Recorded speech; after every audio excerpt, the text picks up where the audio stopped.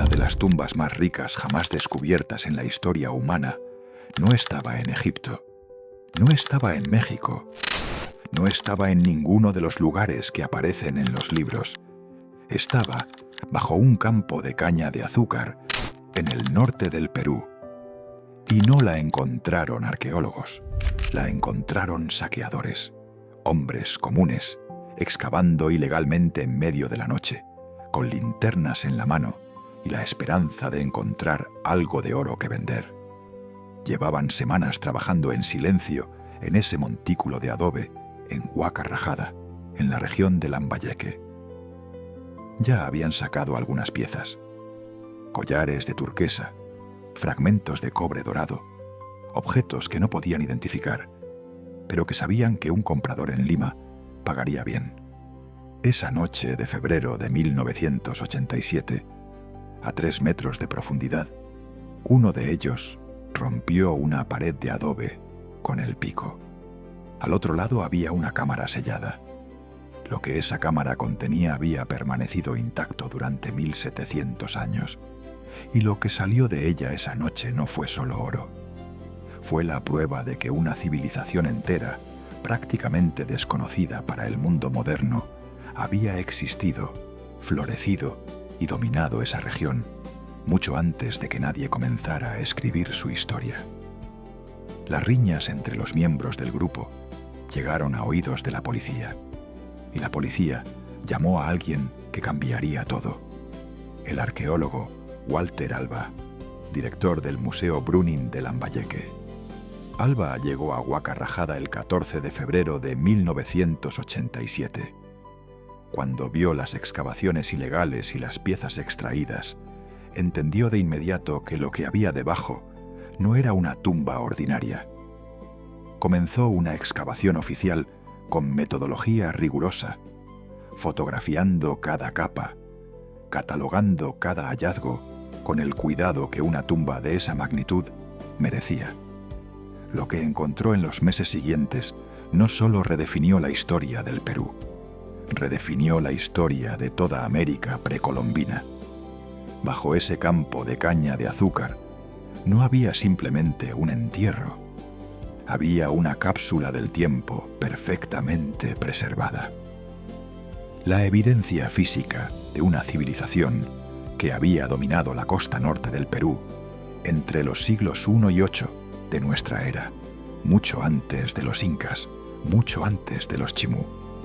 Una civilización que el mundo académico conocía fragmentariamente, pero que nunca había comprendido en su verdadera dimensión. Esa civilización se llamaba Moche. Y lo que habían construido, lo que habían creado y lo que habían enterrado bajo esa tierra árida superaba, en muchos aspectos, todo lo que el mundo académico había imaginado posible para una cultura de esa región y esa época.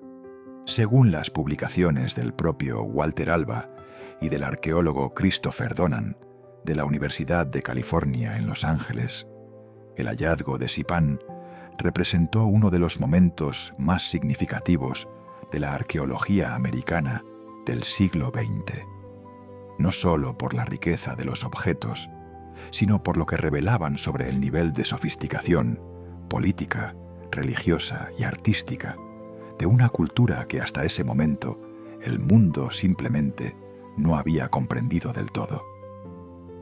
Lo que Alba encontró al comenzar a excavar no era simplemente una tumba, era una estructura, una arquitectura funeraria diseñada con una lógica tan precisa, tan calculada, que los arqueólogos tardaron semanas en comprender lo que tenían delante. Primera capa, a 1,5 metros de profundidad, los restos de un hombre joven sin ornamentos, enterrado en posición fetal, orientado hacia la cámara principal. Su función era clara. Era un guardián. Alguien colocado deliberadamente como primera línea de protección entre el mundo de los vivos y el mundo donde descansaba su señor. Segunda capa. A 2 metros de profundidad, otro individuo con ornamentos modestos de cobre. No era el hombre principal, pero tampoco era un guardián anónimo. Era alguien de rango intermedio, colocado entre el exterior y la cámara sagrada. En ese momento, el equipo de Alba comprendió algo fundamental. Esto no era un entierro individual. Era una arquitectura funeraria con capas de significado, con niveles de poder, con una lógica interna que reflejaba exactamente cómo funcionaba la sociedad moche en vida. Y entonces llegaron a la tercera capa, a 3 metros de profundidad, exactamente donde los saqueadores habían perforado la pared de adobe aquella noche de febrero. La cámara principal. Dentro de esa cámara había un hombre. Tenía entre 35 y 45 años cuando murió. Era alto para su época, aproximadamente 1,70 m, y estaba cubierto de oro de la cabeza a los pies. Un tocado de oro de 30 centímetros rematado con una luna creciente de metal. Un pectoral de conchas doradas que cubría todo su torso. Orejeras de oro y turquesa del tamaño de un puño con miniaturas en relieve que solo podían apreciarse con lupa. Collares de maníes de oro y plata alternados, 20 granos de cada metal, simbolizando el equilibrio entre el sol y la luna en la cosmología moche. Cuchillos ceremoniales de oro, sandalias con suelas de cobre dorado. A su alrededor, enterradas con él, 2 mujeres jóvenes, un niño, un hombre que probablemente era su sirviente personal, un perro y 2 llamas. Todo el conjunto dentro de una caja de madera revestida de cobre. El número total de objetos en esa tumba superaba las 100 piezas de metal precioso. Más que cualquier otra tumba excavada científicamente en las Américas hasta ese momento. En cantidad de piezas de metal precioso, más incluso que la tumba de Tutankamón. Ese hombre recibió desde ese día un nombre que el mundo no olvidaría: el Señor de Sipán.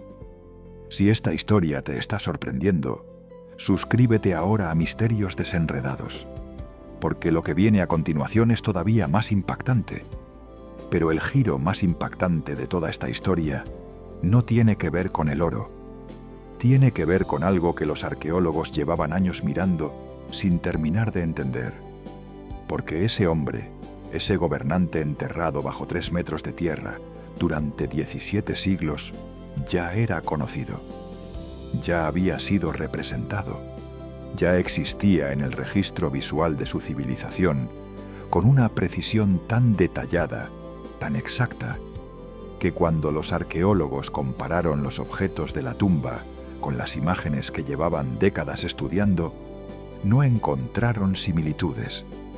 Encontraron correspondencias perfectas. Pieza por pieza.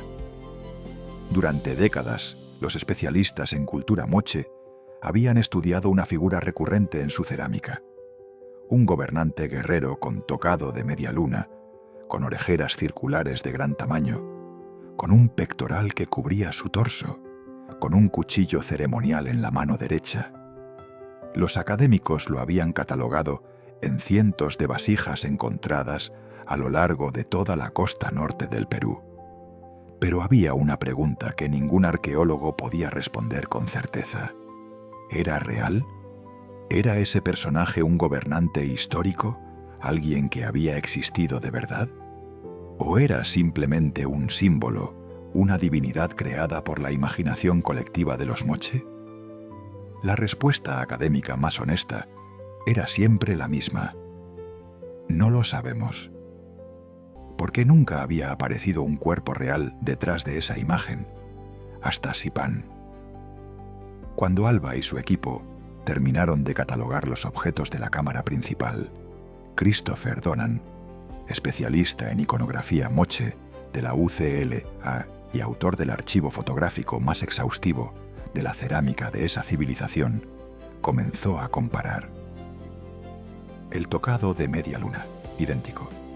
Las orejeras circulares de oro y turquesa, idénticas. El pectoral, idéntico. El cuchillo ceremonial en la mano derecha, idéntico. Cada objeto, cada detalle, Cada elemento del entierro correspondía con una precisión milimétrica a la figura que los moche habían representado en su cerámica durante siglos, la figura que los académicos conocían como el degollador, porque en las escenas cerámicas presidía las ceremonias de sacrificio, recibiendo en una copa la sangre de los prisioneros de guerra. Lo que esto significaba tardó un momento en procesarse completamente. El señor de Sipán no era un personaje imaginario, no era un símbolo abstracto, era una persona real, un hombre que había vivido, que había gobernado, que había ejercido el poder político y religioso más alto de su sociedad hace más de 1700 años. Y los moche lo sabían.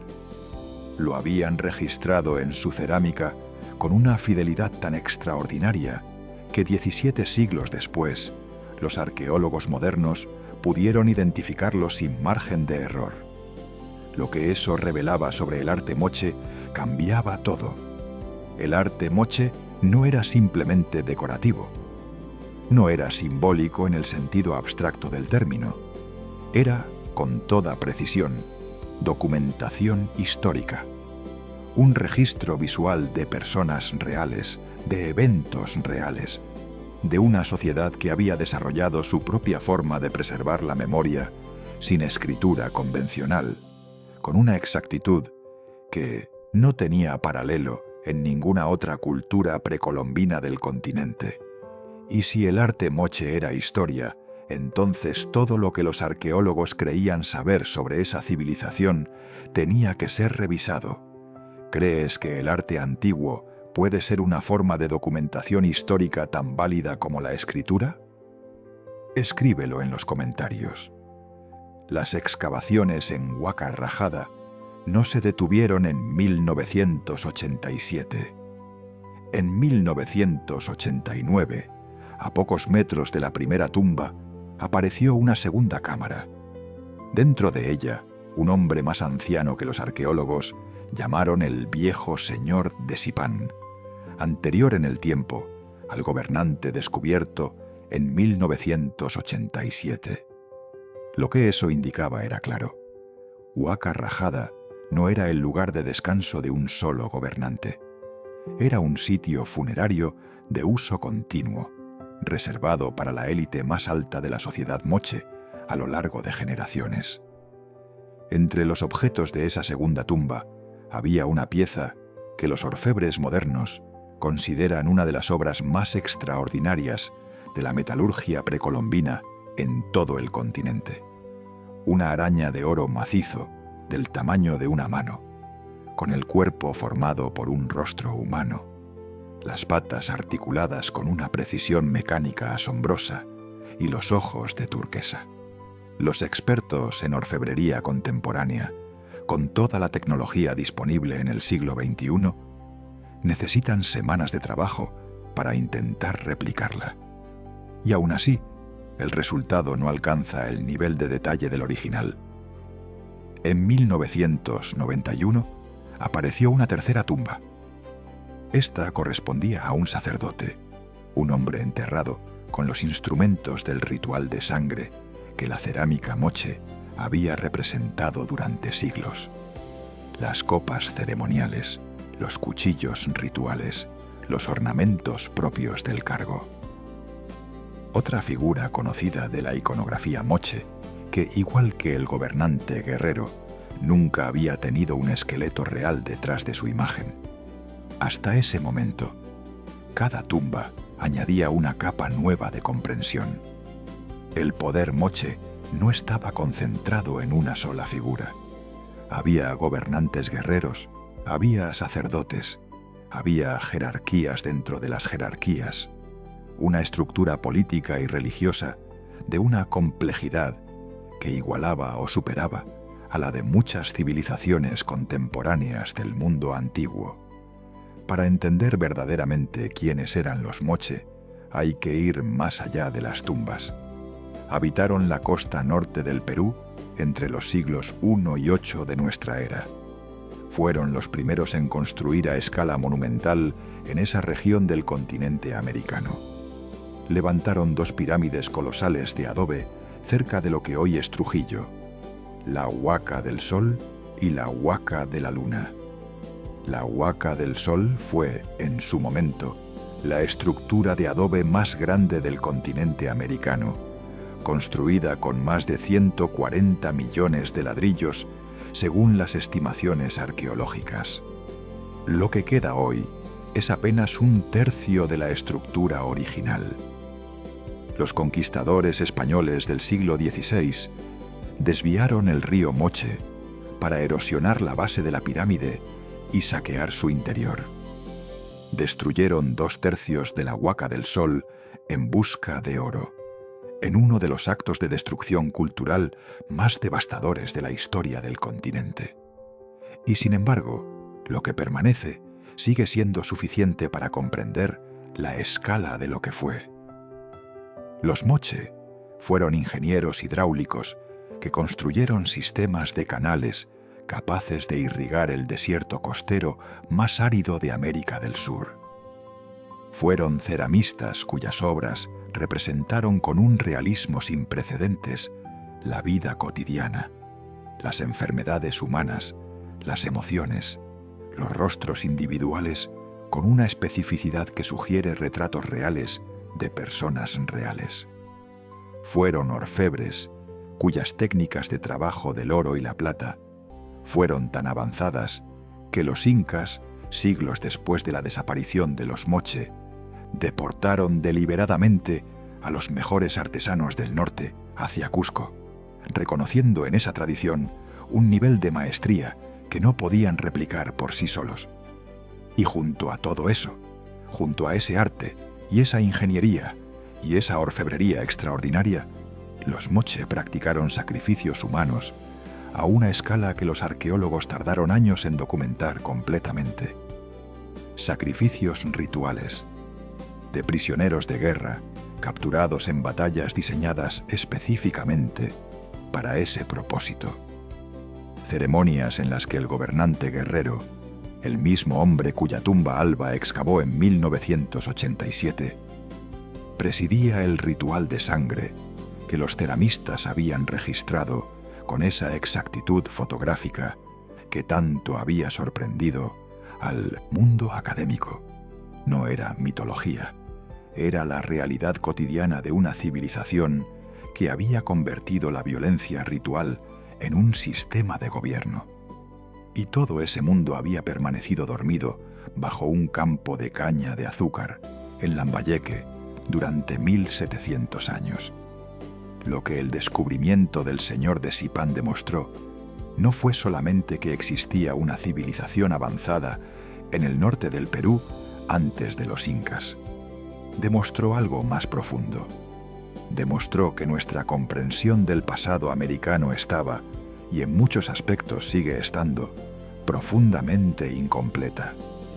Si una civilización del nivel de los Moche, con su orfebrería imposible de replicar, con sus pirámides colosales, con su arte de precisión histórica extraordinaria, con una estructura política y religiosa comparable a la de las grandes civilizaciones del Mediterráneo antiguo, si una civilización así pudo permanecer esencialmente desconocida para el mundo moderno durante tanto tiempo, ¿cuántas otras civilizaciones siguen dormidas bajo la tierra de América?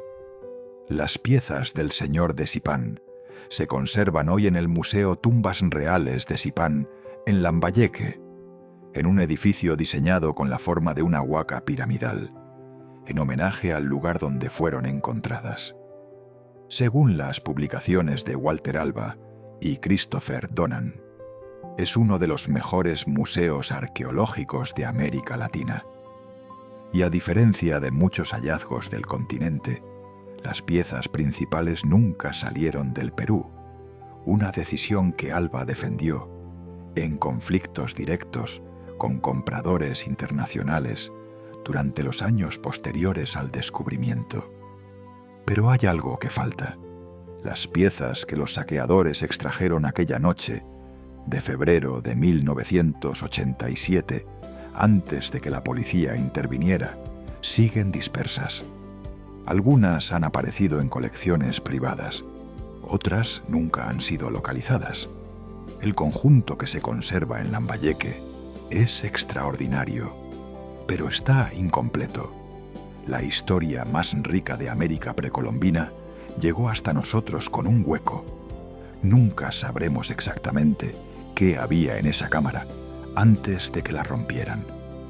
Una parte de la memoria de los Moche desapareció para siempre en manos de personas que no sabían y probablemente tampoco les importaba lo que realmente tenían entre las manos. El pasado no desaparece solo, también puede ser destruido. Y esa es la lección más importante que la historia del Señor de Sipán tiene para enseñarnos. Si esta historia cambió la manera en que ves las civilizaciones antiguas de América, suscríbete ahora a Misterios Desenredados. Porque la próxima historia que vamos a contar involucra una ciudad de adobe tan inmensa, tan extraordinaria, tan difícil de creer que existe de verdad, que cuando los incas la conquistaron, tomaron una decisión que lo dice todo sobre lo que encontraron. No la destruyeron, se llevaron a sus artesanos. Esa historia viene a continuación. No te la pierdas.